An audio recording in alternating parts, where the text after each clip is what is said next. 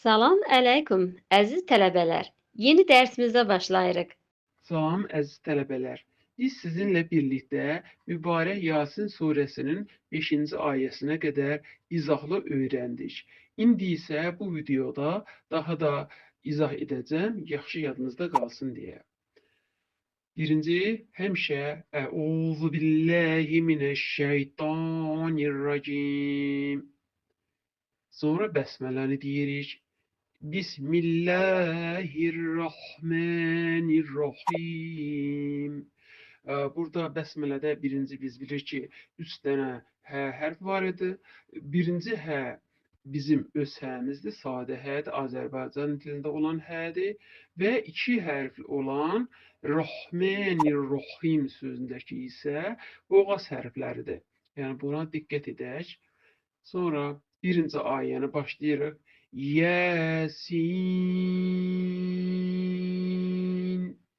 Burada Yasin sözü müqatta hərflərdəndir və yə 2 səs miqdarında uzanır, sin isə 6 səs miqdarında uzadılır. İndi isə keçirik ikinci ayəyə. Əziz tələbələr, canlı dərsə qoşula bilməyənlər üçün video hazırlamaq qərarına gəldim ki, onlar da özlərini dərsdə bilmiş kimi olsunlar və çox da narahat olmasınlar. İnşallah ki, ardı da həmişə çəkilər, yəni narahat olmayın. Canlı dərsdə də qoşularsınız və video şəklində də izlərsiniz inşallah. Demək, ikinci ayəmiz Vəl-Qur'anil Həkim. Burada vav hərfi dodaq hərfidir. Vəl-Qur'ə.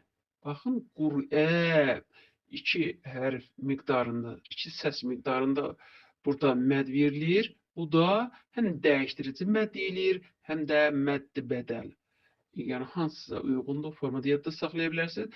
Əsas o ki, düzgün qaydanı biləsiniz. Vəl-Qur'anil Həkim. Buradakı hərf də boğaz hərfidir, hə hərfi. Və Həkim. Sonra burada ariz məd baş verir və biz Həkimi, məsəl üçün, burada sonluqda biz olan kəsrə oldu, fəthə oldu, bunu saxlayırıq və burada axırdakı olan mim hərfi də olur arizi sukun. Arizi sukun da olduqda, demək, axırdakı sukun nə olur? Olur iskan vəqf olur. İndi isə 3-cü ayəmizi oxuyuruq. İnnəkə ləminəl mursəlin. Burada qunna baş verdi. Nun hərfində, innə sözündə və mursəlin. Burada ra hərfi qalın hərfdir.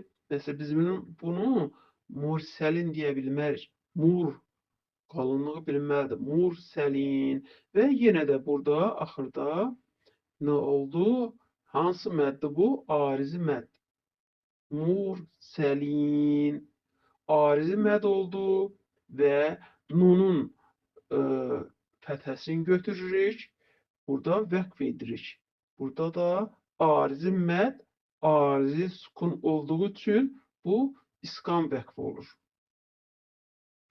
İndi isə 4-cü ayəmizi oxuyuruq. Alə, baxın, alə. Burada əyin hərfidir və Y hərfinin üzərində kiçik əlif hərfi var.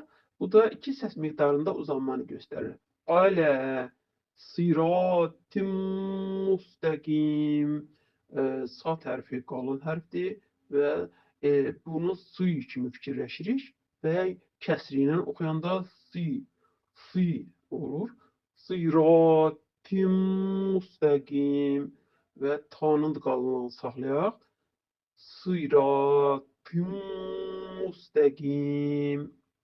Və sonra keçək 5-ci ayəmizə. Keçdik 5-ci ayəmizə.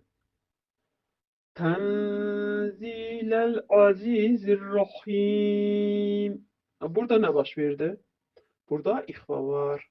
Burada ayn boğaz hərfi var. Hə hərfi var. Boğaz hərfi və yenə o birisi ayələrdə olduğu kimi axırda ariz məd, ariz sukun və iskan vəqf vardır. Tenzilel azizirrahim. Burada nun hərfi Z hərfi ilə birləşir. Burada ixfa olunur. Biz bacardığımız qədər nun hərfindən sonra gələn 15 hərf ki var, hər birinin məxrəcinə uyğun dilimizi saxlayaraq nun hərfini həmin yerdə ixfa edirik. Məsələn, elə bir ki, Z demək istəyirik nun hərfindən sonra. Ona görə dilimizi Z hərfi, zeyn hərfinin məxrəcində saxlayırıq. Məsəl belə Tənziləl azizir-rahim. Sağ olun əziz tələbələr. Yeni dərsdə görüşənə qədər.